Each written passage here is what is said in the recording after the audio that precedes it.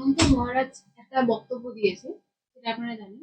কিন্তু সেইটা নিয়ে বই মিডিয়া কিছু বলছে না, একদম চুপ।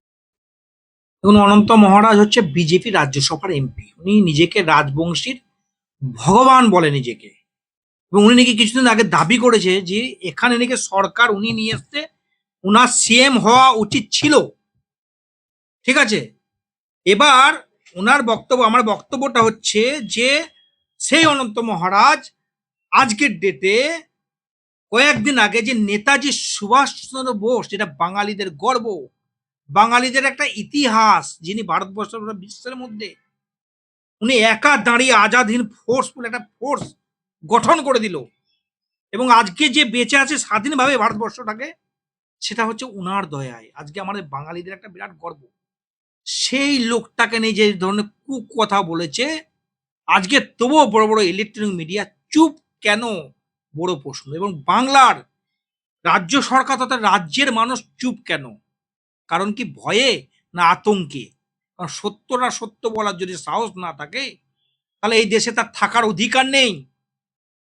আজকে নেতাজিকে নিয়ে বলছে, কালকে ভগৎ সিংকে নিয়ে বলবে, পরশু স্বামী বিবেকানন্দকে নিয়ে বলবে, কিন্তু বলার লোক নেই প্রতিবাদ করার।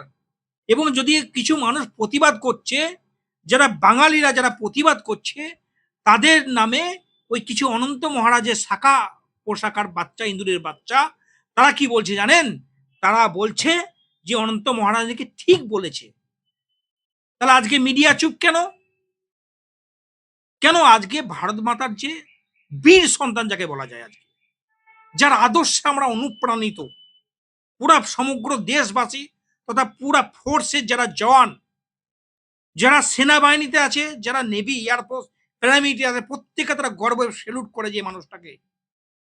এমন একজন ব্যক্তি বিশ্বের মধ্যে যে মহাপুরুষ, যে মহান পুরুষ, তার জন্ম আছে কিন্তু মৃত্যুর কোনো ঠিকানা নেই। তাকে নিয়ে আজকে কুরুচিকর বক্তব্য রাখছেন। লজ্জা করেন আপনার? আপনি দেশের কলঙ্ক, সমাজের কীট, আপনার লজ্জা করে না?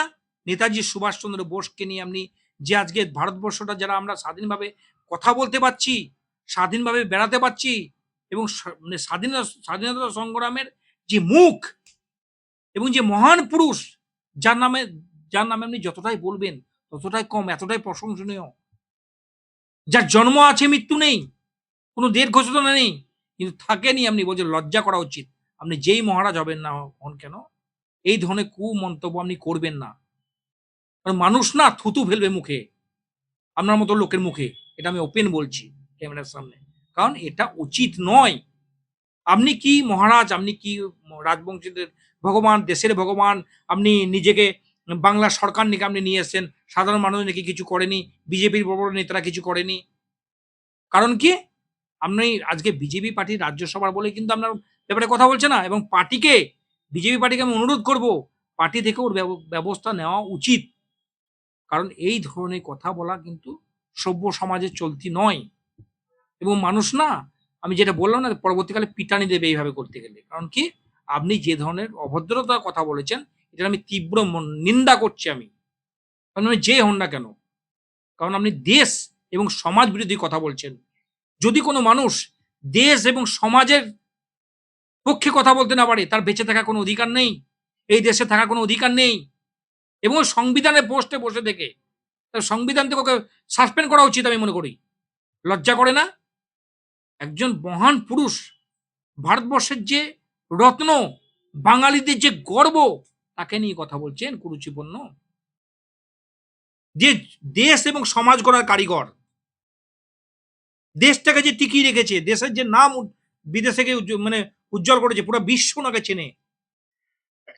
এখনকার মতো নেতা নয়। নেতা কাকে বলে? নেতাজির আদর্শ, নেতাজির নীতি নিয়ে যারা কাজ করে তাদেরকে বলে নেতা, তাকেই বলে নেতাজি। আর তাকে নিয়ে আপনি এই কুরুচিপূর্ণ মন্তব্য করছেন। লজ্জা করে না? আপনার মতো মানুষকে, মানুষের মানে মুখ দেখতে মানে লজ্জা পায়, ঘৃণা পায় এখন।